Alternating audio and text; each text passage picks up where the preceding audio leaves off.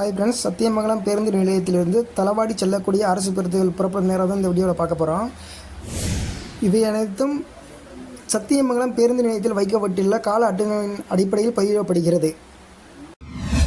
இந்த ஃப்ளப்பர்டெக் யூடியூப் சேனலில் பார்த்திங்கன்னா ஃபஸ்ட் டைமிங் சம்பந்தமான வீடியோஸ் மட்டும் பதிவிடப்பட்டு வருகிறது.